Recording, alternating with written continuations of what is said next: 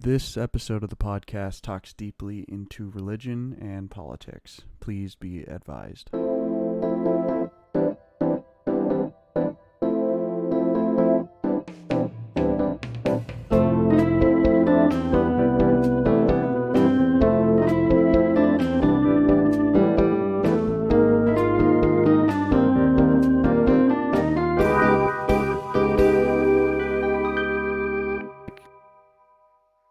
Like tell their story and a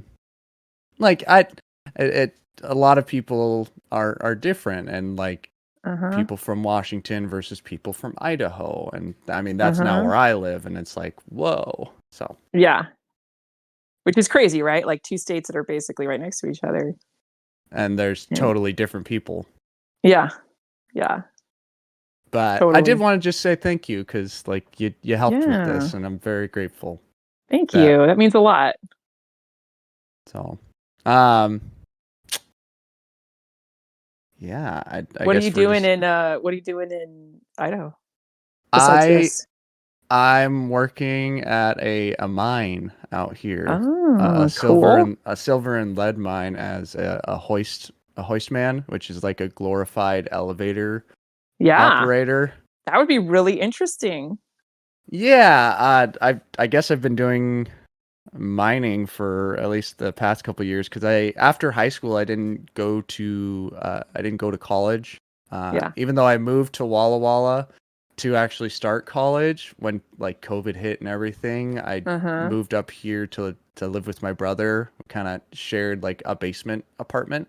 And then he was working at a different mine, but then over like dishwashing jobs and then grocery store jobs, I was just like, I need to go and do something else. And then I started working underground, which is crazy. But yeah, yeah.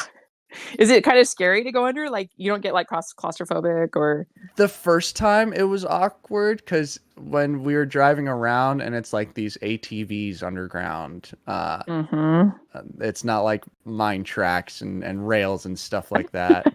Right. So modern mining.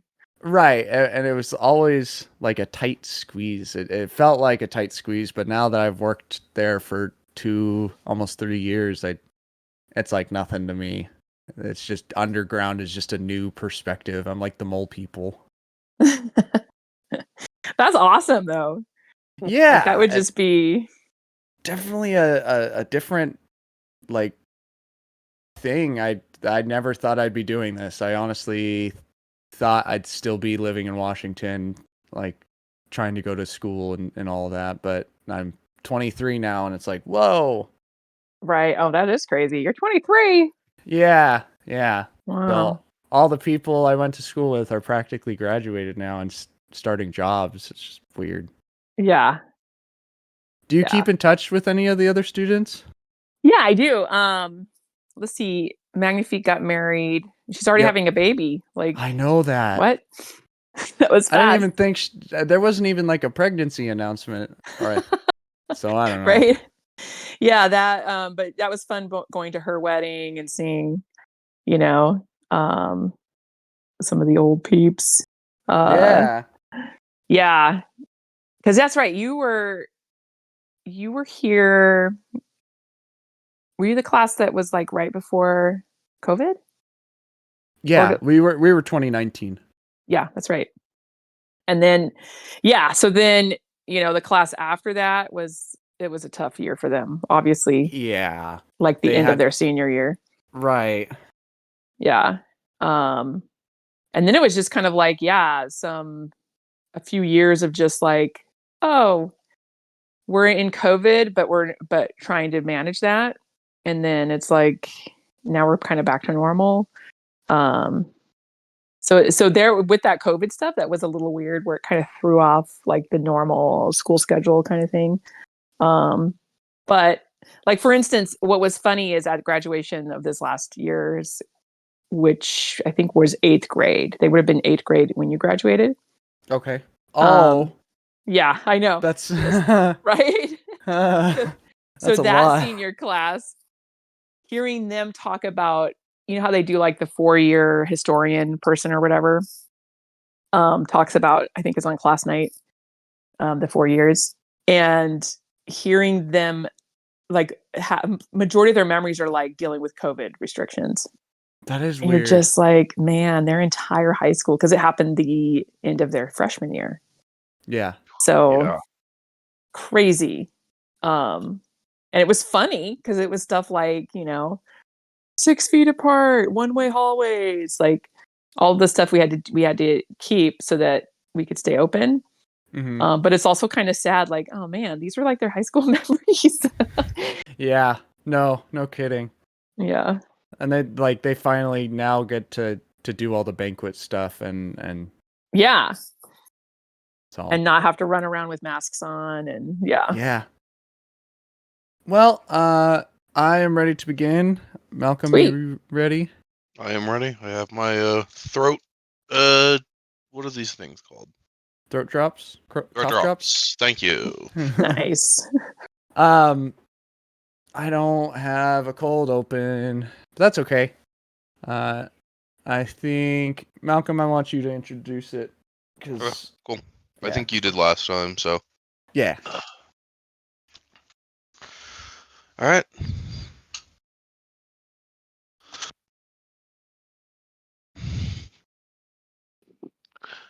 This is Waiting for Seconds, the interview podcast where we ask people who they are and why they are.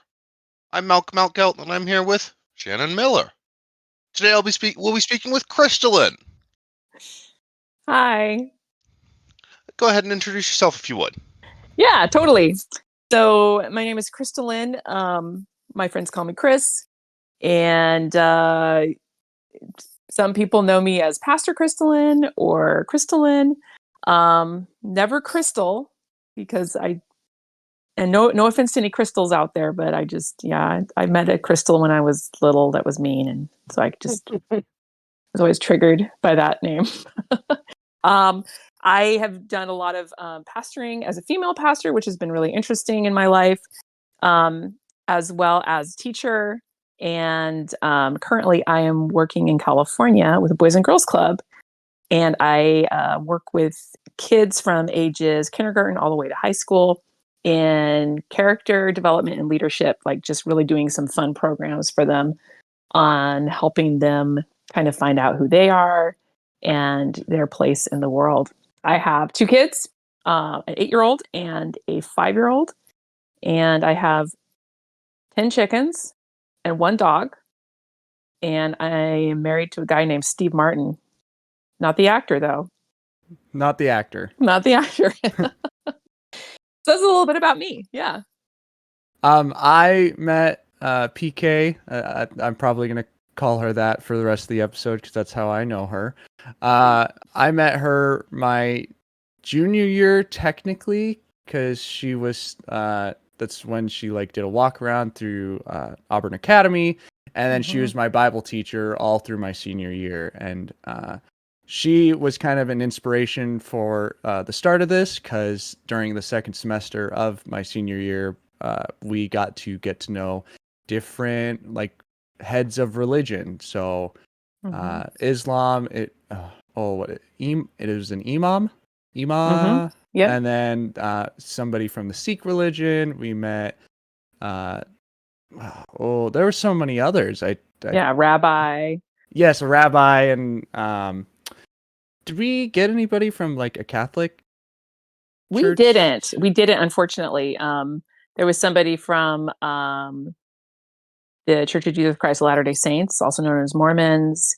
Oh, that's right. And that might have been it. A couple of other pastors of different denominations. There might have been one more. Yeah.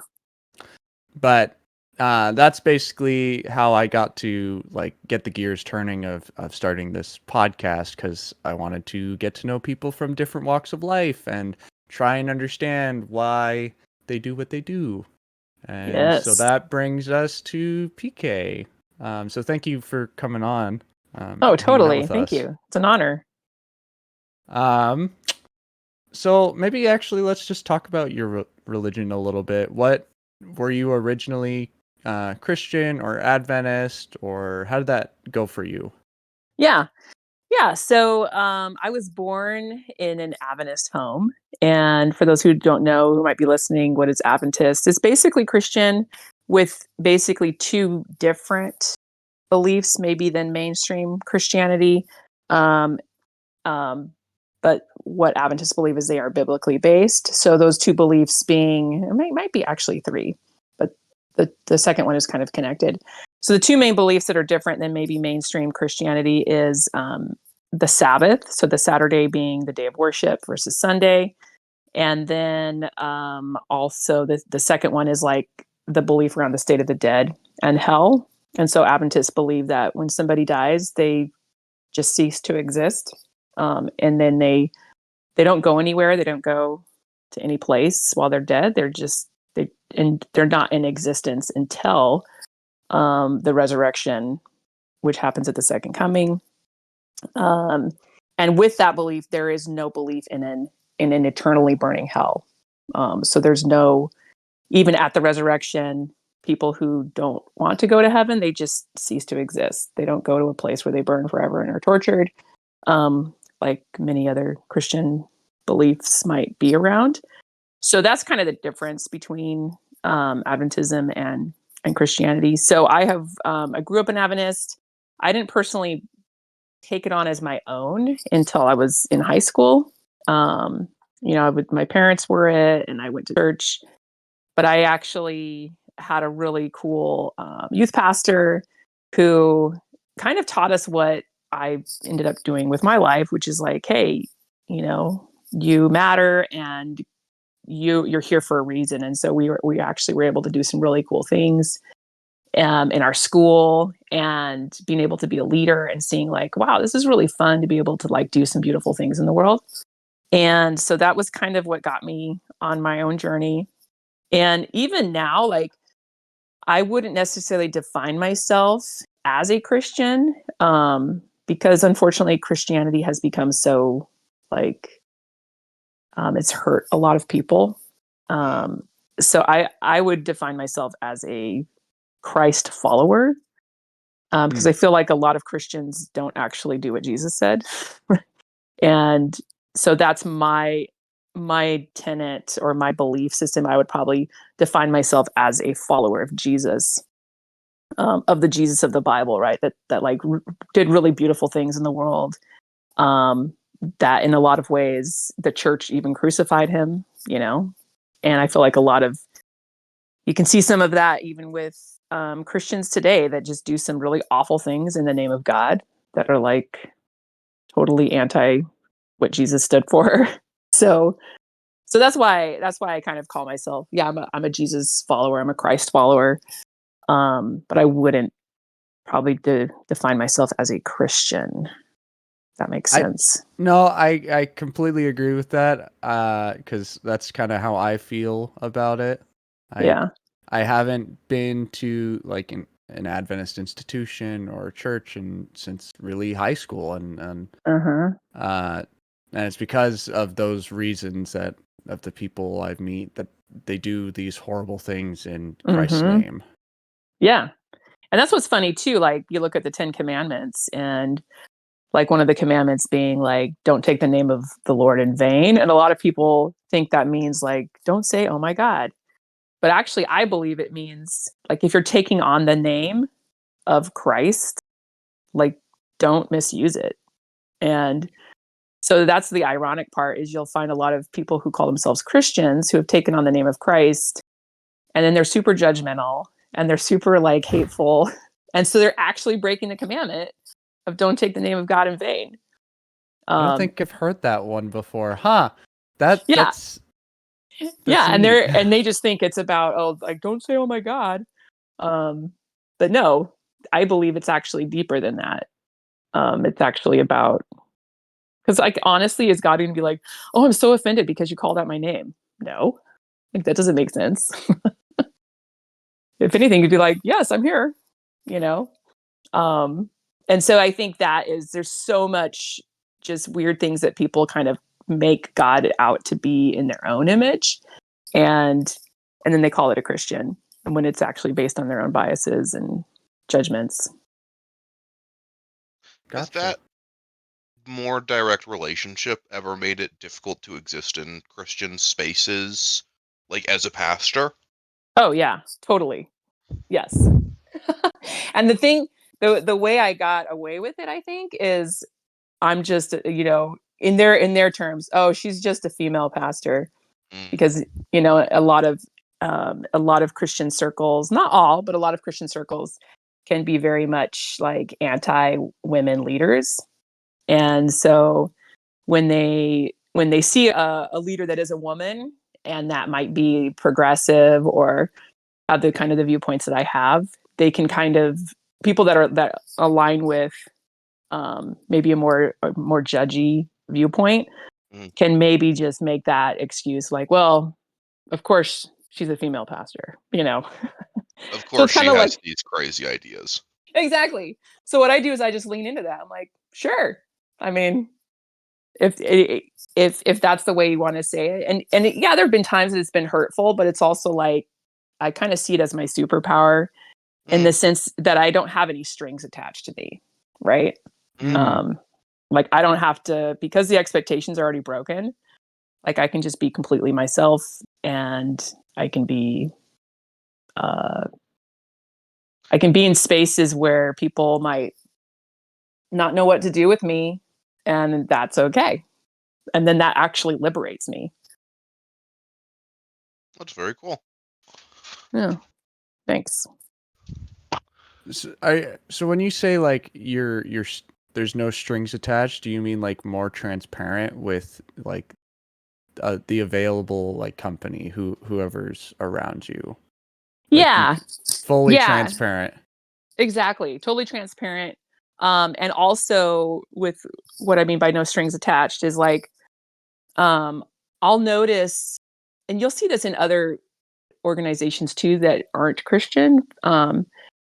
But when people maybe who are higher up on the ladder, like they might have more strings attached as far as pressure, and like they have to act a certain way, or they might lose donors, or they have to act a certain way or say a few things, even though it goes against their own core value system. Sure. Um, Whereas, so when as a female pastor, when people are like, they don't know what to do with me, um, that's actually that no strings attached is like, I don't have to answer to any of that because they don't know what to do with me. Right. So, it's actually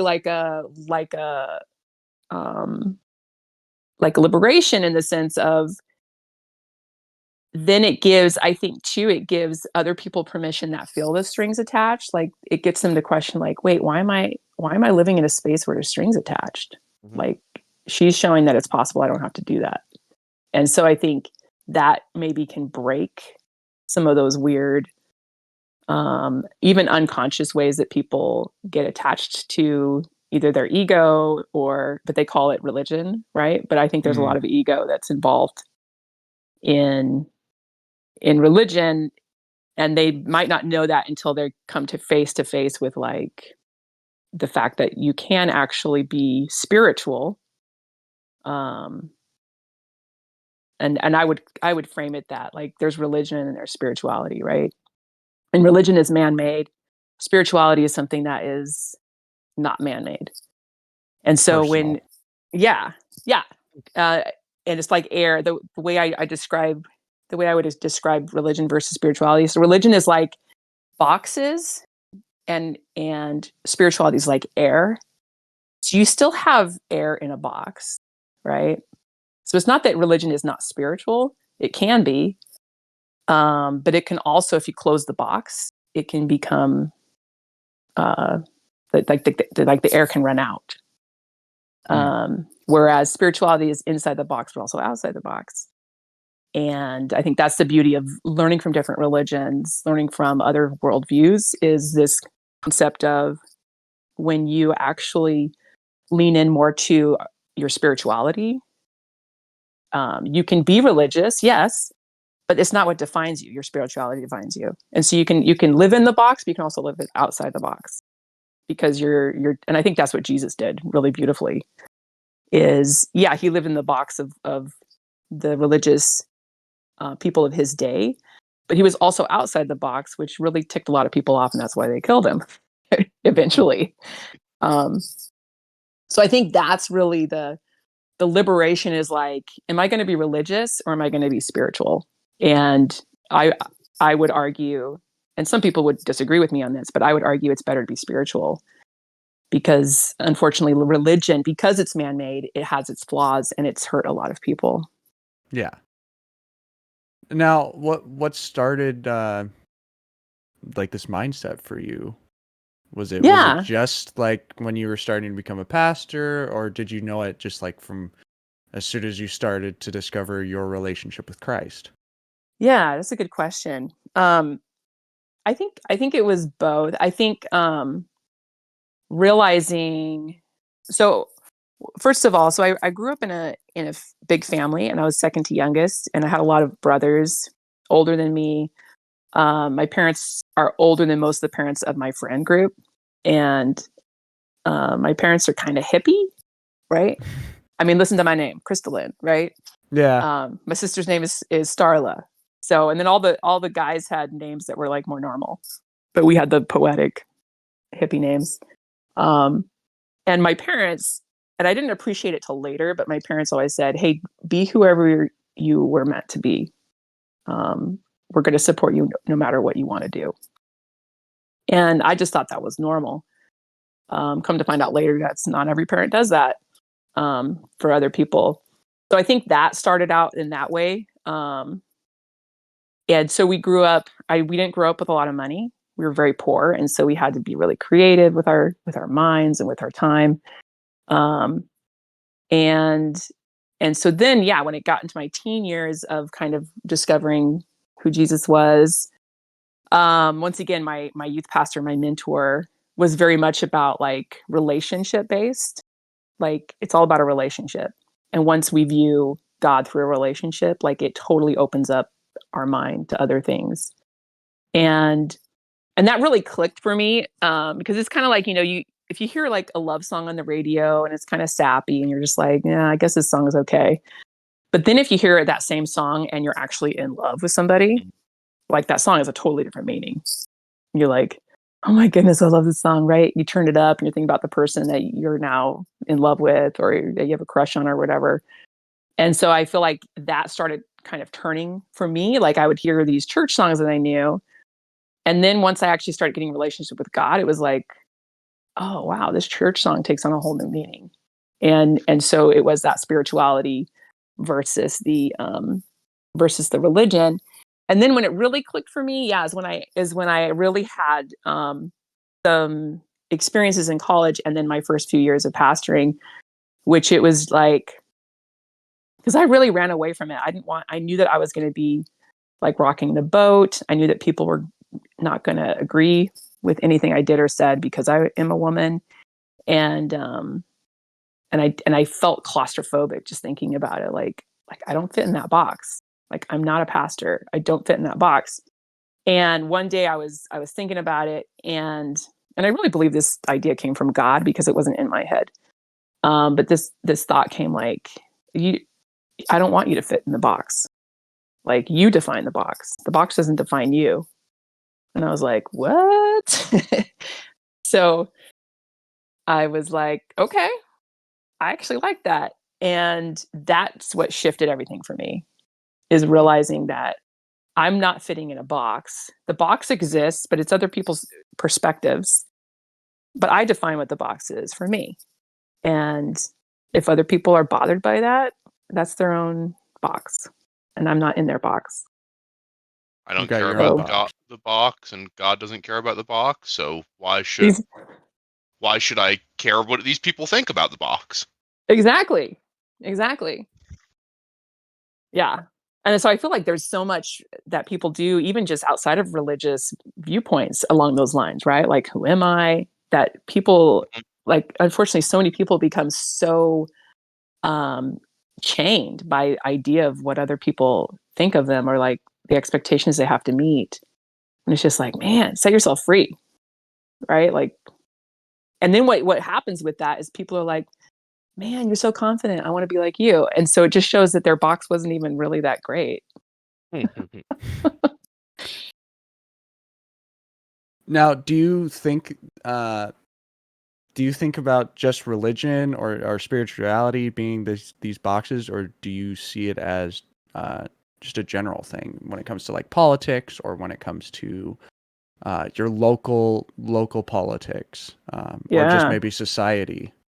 No, good question. That's a great question. I would definitely see it as politics too. And because let's be honest, like a lot of people are very religious about their politics, Yeah, and it can get really weird. And if we're all truly honest, we might not say this out loud. Like there's good things in a lot of those different camps, and but people can't say that out loud, maybe, right? Like, um, or if they do feel a certain way about something, it's like, okay, I can't say that in this group of people, or I can't say that in that group of people. Or, I mean, Thanksgiving is coming up, right? Like, oh no, what if a conversation happens around Thanksgiving with different worldviews around politics, and then people get What if cousin Billy right, doesn't like what I say? yeah, and then people get really bent out of shape. I mean, people lose relationships over it. Um, and there's a really great book I'm actually just finishing reading, and it's called, oh shoot, um, it's in my bag at work. But it's I'll send it to you later. But Okay. it's basically around that idea of it. The title is something around like how to listen well and have hard conversations, and each chapter is like a step in that. And really, what it really comes down to, the author is saying, is like when we really listen to each other as human beings, and we used to be really good at this, I feel like years ago, but when we really listen to each other as human beings and realize that we don't have to change somebody's opinion about something, that we can still leave as human beings and as friends, and just be like, oh, you gave me a different perspective, and both people can still be in their box or in their camp, or but maybe they've expanded their box, right? Like, hey, I'm going to add a little hallway between my box and your box. And now, like, oh, okay, I can enter into that and I can see where you're coming from. I might not agree with it yet because I live in a different mindset, but I feel like that would be something that would be really beautiful if we were to lean more into that, of just realizing, oh, we're all different and we're all beautiful, and wow, you have a totally different perspective, um, that I've never thought of, and having it be safe where we can share our thoughts and our opinions without like worrying about we're going to get in a fight, right? Right.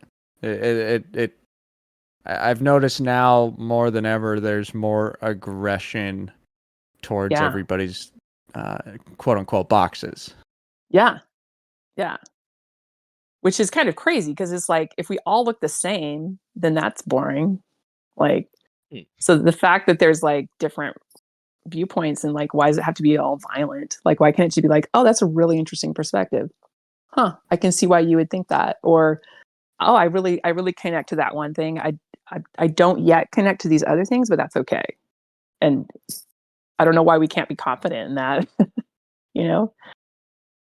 People often Right. feel like they're being challenged just because you Mm-hmm. feel differently than them, and that's not what you're trying to do. Mm-hmm. Yeah. Huh. What are some of those hard topics or hard things to talk about that's in the book, if you don't mind me asking? Yeah.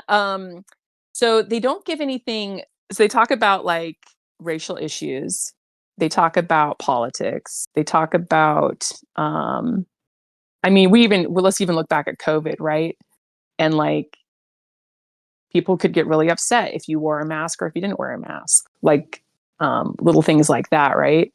Um, and so they're kind of talking about these things that are broad topics, but how people can get really emotional about certain details of the topic. And so the book is talking about like number one, they talk about how, first of all, how do you listen and understanding your own worldview first, which was really fun seeing that. I was like, oh, that's what we taught in senior Bible. What? And so in this book is saying it's so important for us to understand our own worldview, because once we understand our own worldview, we won't be trying to get somebody to agree the way we do. We suddenly realize, oh, there's different worldviews, there's different perspectives. I already know what mine is, so I don't need to be challenged by somebody else's, because I already know where I stand. But then also, the next thing it talks about is being curious, rather than being threatened. And I think that this is a huge thing. When we feel threatened, is in this book is talking about, like, ask yourself why. Be curious about that. Like, why are you threatened? This person is not threatening you. So what is that about? And so it's really a lot of self-work first, and then turning that feeling of feeling threatened into curiosity. So instead of like asking, like, or attacking back somebody, you kind of ask them, like, oh, tell me more about why you think that. And then it creates more of a conversation rather than like a fight, right? Sure. It seems almost like it's its own meditation. Yeah. Like Yeah. you're having a conversation with your mind or with somebody else's mind. Yeah. Yeah, Would you absolutely. consider like listening to be also like a form of meditation? I believe so. Yeah. Because I feel like we don't, my mentor, one of my mentors in high school, he said, you have two ears and one mouth for a reason. That's a good way to put it. Yeah. We don't listen. I mean, let's be honest, like, even when you're talking with a good friend and there's no threat or there's no difference, maybe they say something that's a great story. And a lot of times we'll start thinking about our own story that their story reminds us of, right? And so we politely wait for them to finish so that we can tell our story. And then maybe something in our story triggers them to be like, oh, that reminds me of something too. And there's nothing necessarily wrong with that, right? But one of the things my mentor taught us to do in those instances is he played this game with us called Find the Bottom Line. And so when people tell you a story, you listen and then you say, tell me more about that part of the story. Kind of like what you guys are doing right now on your podcast, right? Yeah. And yeah, and suddenly it's Huh. like, and people don't know what to do with that. They're like, wait, you want to hear more? And they're like, yeah, tell me, like, unpack that more for me. And then maybe that even unlocks something else. And so it's like this tree branch that you're going off of, and then you find like this piece of fruit that's like, whoa. And so it's basically like 5 questions of that before you ever get to your own story. And so he would do this to teach us how to listen well. But I do feel like that is more and more so a lost art. And I don't know if that's with social media, everybody just kind of types back and forth to each other. I don't know. But I feel like there could be some really beautiful things. And it's longer. Like, it's a longer process of the conversation than just like, I said my part of the debate, I heard yours, we're done. You So think maybe that it is? is. I mean, you mentioned social media. The internet has made the world so much more connected and so much faster these days. Mm-hmm. Do you think that's the fault of the internet, or do you think that was a phenomenon before the internet? Ooh. Yeah, repeat that question one more. That's a good question. So, Repeat it. the basis of it is, do you think that that's the internet's fault because it makes everything so connected and so easy to just process every little bit of information and let it fall out your ears? Or Mm. was that a thing that happened before the internet? Ooh, I love that question. I think it happened before the internet. Because I think the internet is just a tool, right? It's like, Mm, it's mhm, inanimate. Um, and I think that was happening before the internet. And then when things started getting super polarized, um, and I think this is where maybe news can come in. mm, Like, when news only talks about 5 things that are happening in the world, and it doesn't matter what news channel you go to, like, everybody's talking about the same 5 things. Well, obviously there's more than 5 things happening in the world. Um, and or clickbait, right?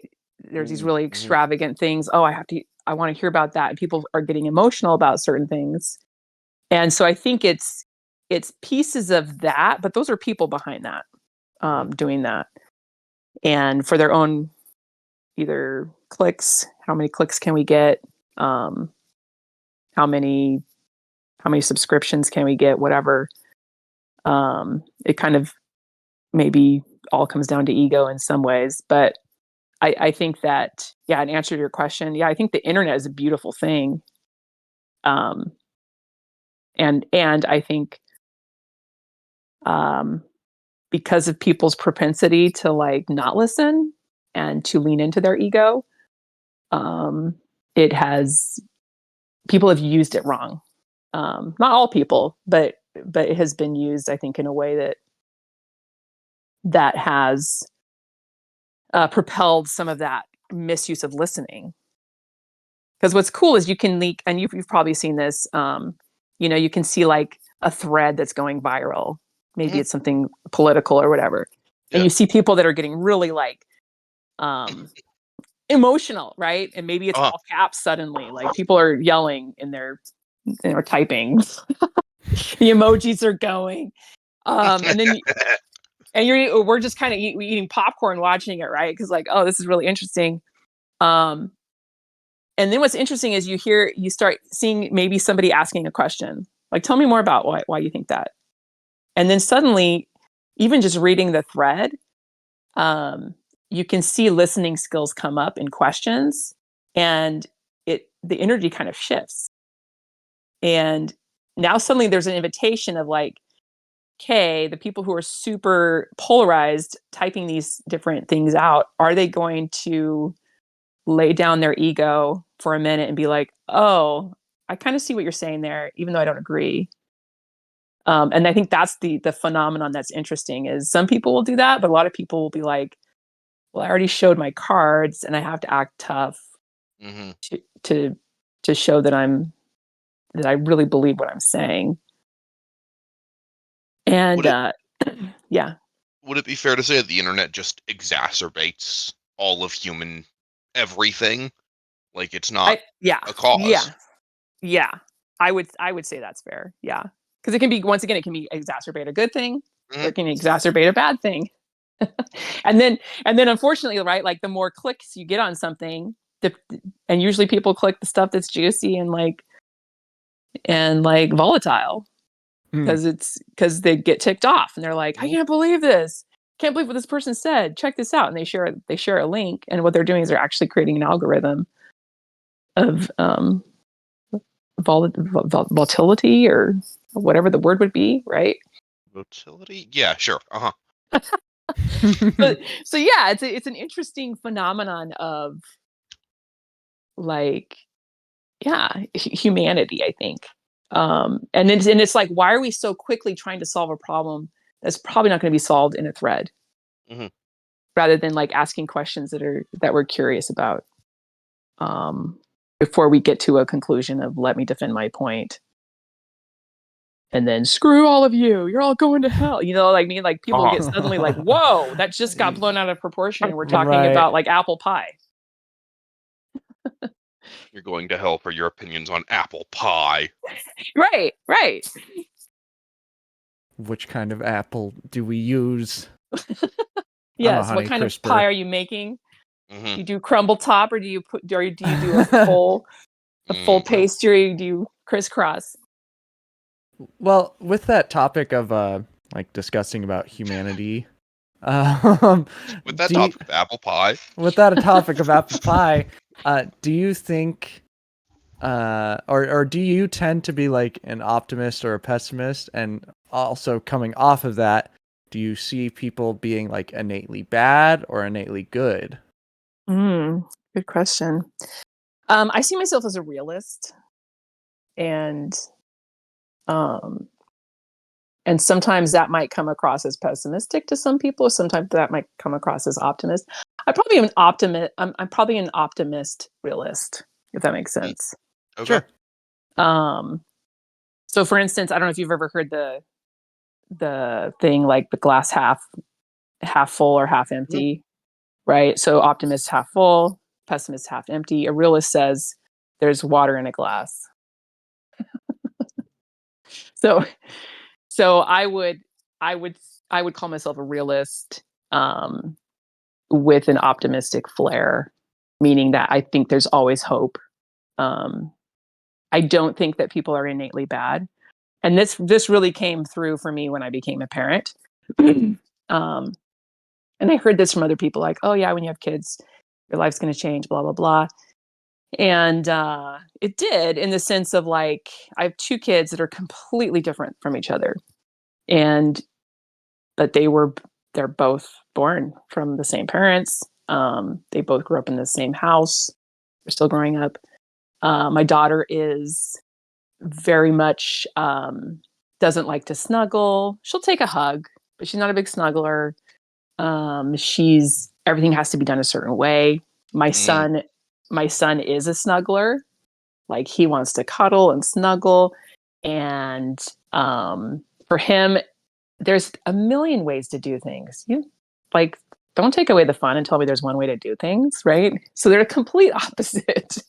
But they're like best friends. They play with each other. They also fight because they're so opposite. Um, but both of them are good. Mm-hmm. Like, they're both good, and they're both beautiful and pure. And I mean, they'll do things that are maybe quote unquote bad, but it's like, why is it bad? Is it bad because, like, who says that something is bad or good? Meaning, so my daughter had a speech impediment, right? So she couldn't talk fully. And you remember this, Shannon? Yeah. Yeah. So She had a little bit of a hard time yeah, saying like full words. yeah. And it took her probably till the age she was 5 to be able to really make full sentences. She couldn't say "I love you, mommy" until she was like 4. And when we moved up to Washington, she was 2.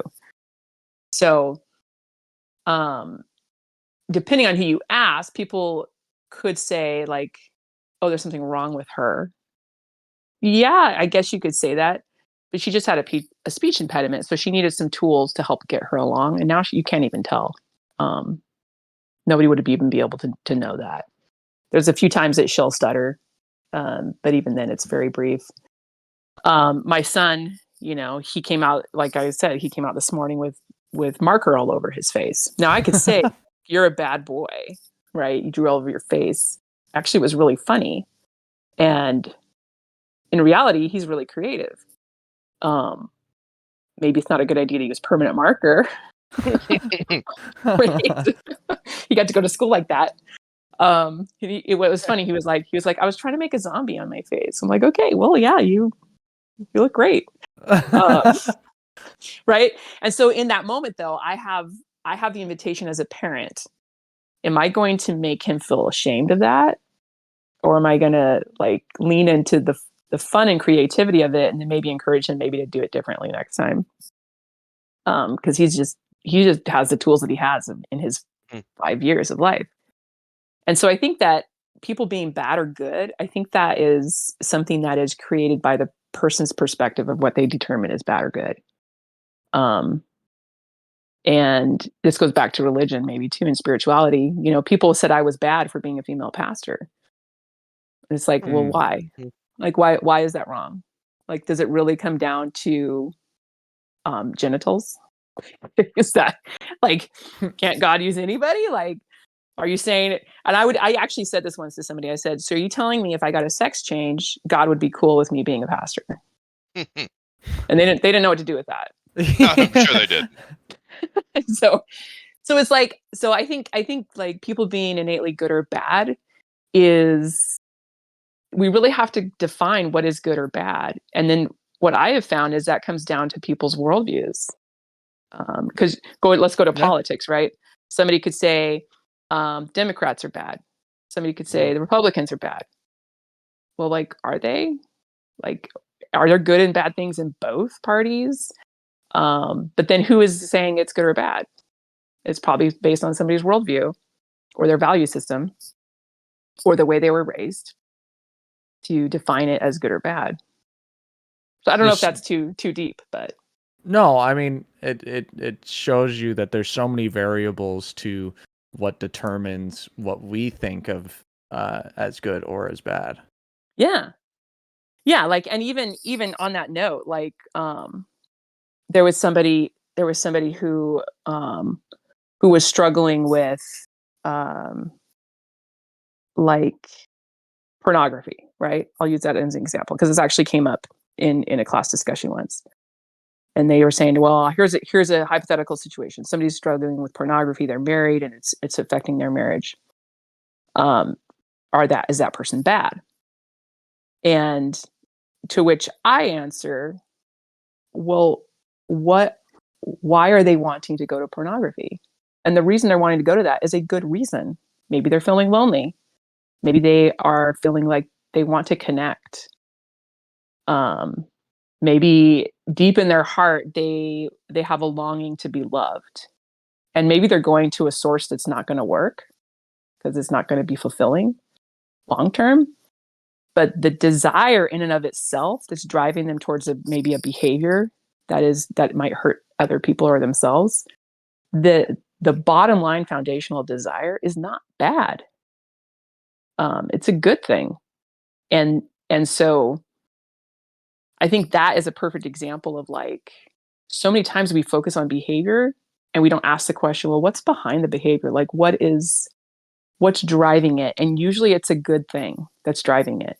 Or it's something that needs healing. Like, if a kid goes out and gets in a fight with somebody, right? And you come to find out, well, there's other things going on in their life, right? Like, that's the deeper issue. And are they a bad kid? No.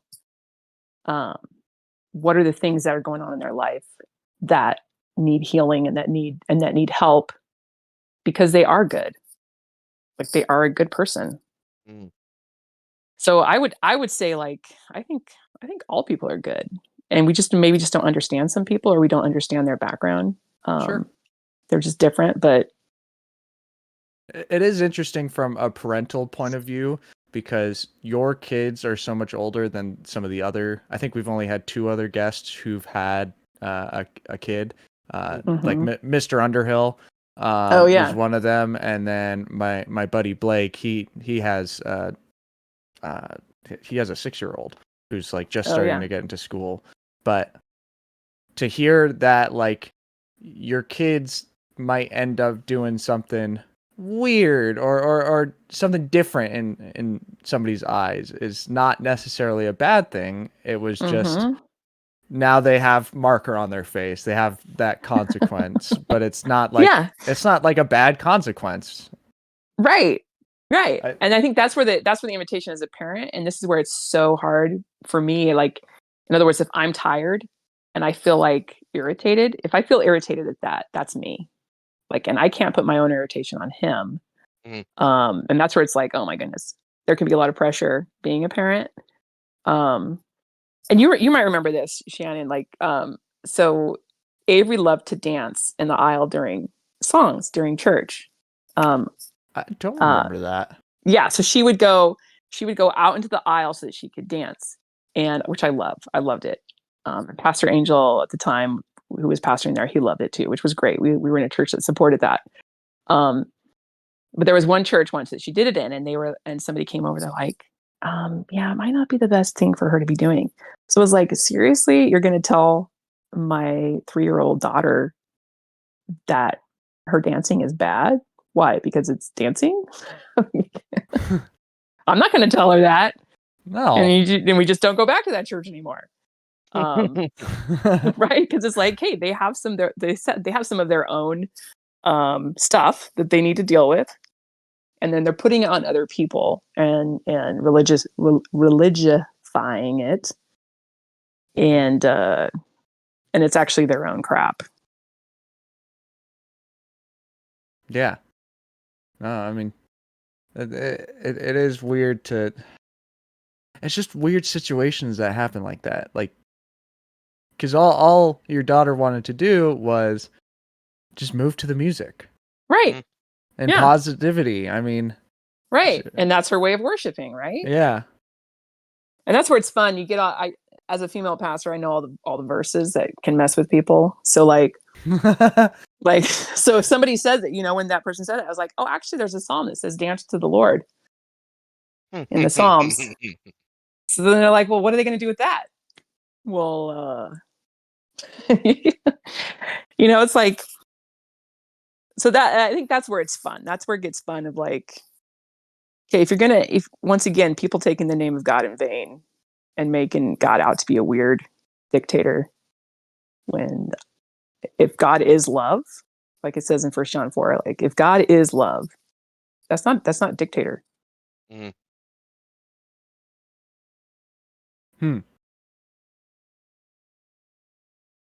Yeah. It's nowhere near like political or Right. God is just a pure representation of love, and why would that care if you like to dance in the aisles? Right, exactly. Especially as a 3-year-old, like give me a break. Right? Yeah. Huh.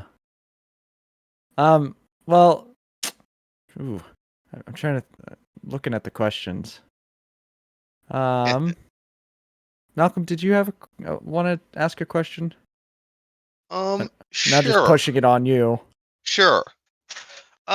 I'd like to ask you, and okay, this is kind of a little bit of a weird question, but I love weird if you questions.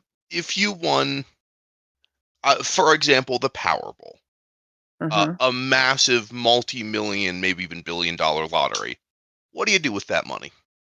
Yeah. I know. Right? Right? I'm dreaming. No, I'm kidding.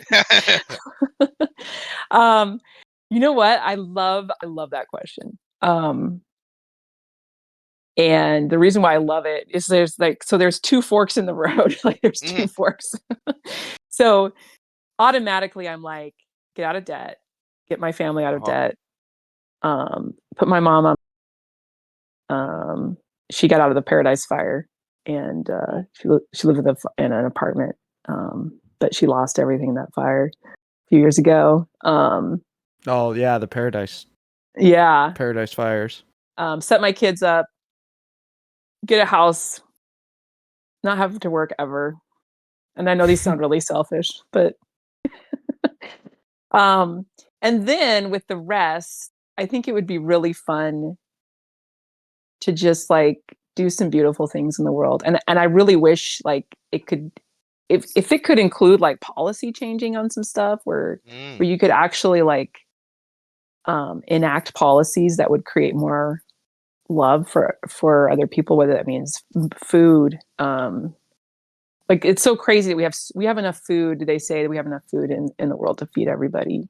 Um, so like policy stuff on that. The other thing I would do is I probably wouldn't tell anybody that I won. Mm. Um, yeah, I don't know if you.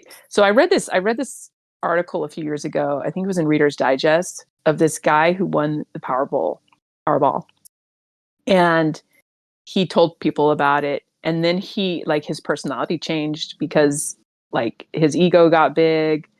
And it's kind of a really sad story, like how he had all this money, but he got like all this power like in his life, and he it didn't buy him happiness. It actually bought him the opposite. Mhm. And I'm not saying money can't buy happiness. I think it can buy things that can bring comfort into the world. But it's like once there's certain things out in the world that people know of, it's I don't know. So that would be my question. That would be my answer. It's very like, let's take care of the people I know, um, and then do something beautiful in the world. But yeah, I don't think I would want anybody to know that I won it. Sure, because there's like I think there's an option of like just staying anonymous Mhm. Yeah, and not having your name out there or yeah, like where you're from. Mhm. yeah, yeah. And even just like I would want people to still like want to hang out with me because they want to hang out with me, not And like not for my your money. money. Not $1 billion. Right. Right. But isn't that weird? Like money is just weird. Like have you ever thought about Yeah, it it? is. Like Oh yeah. it's a value that we've put on. It's like borderlines, Mhm. like country borders and county borders. Like it's something that we've created value wise, but like it doesn't exist, or does it? No, I've definitely been thinking about this a lot more recently. That you take away somebody's money, they're back to being just like everybody else. Yeah. Their money is worthless unless we give it worth. Mhm. Right. And even just like most people use now like a credit card, a debit card. Mhm. So when I swipe my card for groceries or whatever, like yeah, there's money in the bank, but I don't see it. Um and what's it based on? Is it based on the gold preserves? 'Cause I've heard that. Like what gold preserves? I don't think there's I think anything. it is. I think we moved away from a gold-based. Yeah. So what is it based on? The eh, fact eh, that we continue to collectively give it value. Right. That's it.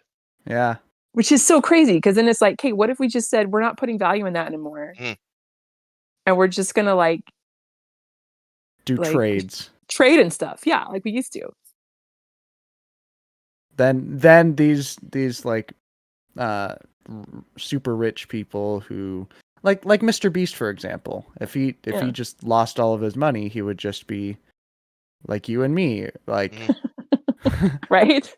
When there's like, wait, who am I? Mhm. Right?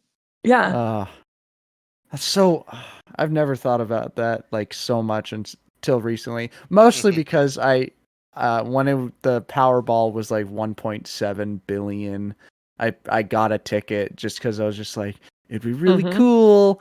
And now just thinking about it, obviously I didn't win anything or else I Yeah. wouldn't be here. I'd be off on an island.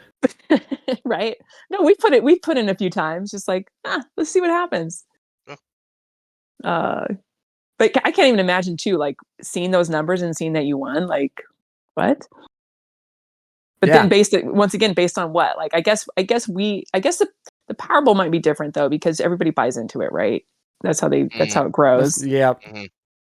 Mhm. But as far as like the economy or like the the the whole money in and of itself is a weird thing that we're all like agreed to Yeah. as normal. Like we've all said it's normal, and that's why we It's have to kill ourselves in these 8-hour Mhm. day jobs. Like when Yeah, was the that's why we need day to work ourselves to the bone. exactly? Like when was it ever a day where you could just like, I really love art and I'm going to do art because that's what I love to do. And that's what I was created to do. Right. And then I don't have to worry about getting paid for that because life is not set up on that. Mhm. just let Like me do what? art. Yeah. Or people who like to garden or I don't know. To In many ways, it's a self-reproducing system because the people with power have that power through money, and as Yes. such, want money to continue to give them power. Yes. So Yes. And why would then they stop it? that's true. Right. And then the rest of us are kind of the peons that get to hope Uh-huh. like maybe we'll get there one day. And most of us don't. And that's why we put in Um, for the Powerball. That's why we put in for the Powerball. right. Right. Yeah. But when in all reality, and here's the interesting thing, in all reality, like, because my kids are growing so fast and I look back at certain points, like the things that bring the most happiness are moments that have no money. Yeah. Like are moments that are just like creative, fun. And I feel like that's what it's going to be like on our deathbeds. Like when we Mm. look back, we're not going to be thinking of like, oh, I really those good old days when I was doing my working myself to the bone. Those were good times, I loved when I worked at Walmart. Best days of my right? life. Right? It was of such a great purpose. Uh-huh. uh, Uh, I mean, we're going to remember the things that required no money, Mhm. like the sitting down, having conversations, playing board games with friends, laughing your yeah. ass off over Mhm. something silly. Like those are the things that are gonna be the things that like, man, I want more of that. Mhm. So yeah, that's a good question. That's I think that's a Powerful. perfect way to wrap it up. I mean, it's already almost 1:15, which is where we were going to cut off. So, Yeah. well, thank you for coming on and hanging out with us. I definitely got a new perspective about you just because like this is a platform that didn't associate with the school, so Mhm. we couldn't just Right. not say what we wanted or That's right. That's so right. I've definitely learned a lot about your perspective and just kind of how you live life. I mean, it's way too similar to mine, especially now that I'm out of high school. Right on. So thank you for coming on. Let's do housekeeping stuff. Thank you to Nadia Diaz for our podcast cover art. Her Instagram is at Arthead Creations on Instagram. That's going to be in the description. And thank you to Jensen Krall, who made the intro and outro song for the podcast. Go check out his demo, Knocking on Doors, for his musical tea time that he's been working on for a long time. You can find that anywhere: Spotify, iTunes, Amazon Music, wherever. That's also going to be linked into the description. And then send Malcolm and I questions so we can ask people like Pastor Krystalynn random questions. You can send it to our email, waiting the number 4 seconds at gmail.com. So thank you. Once again, thank you, Pastor Krystalynn, for coming Thank on. you. Thank you so It much. was an honor. Thank you. Great meeting you. Same. So hopefully everybody had a great Thanksgiving because that's when this is kind of releasing ish. So until next time, on this Jed. Homeless Jed.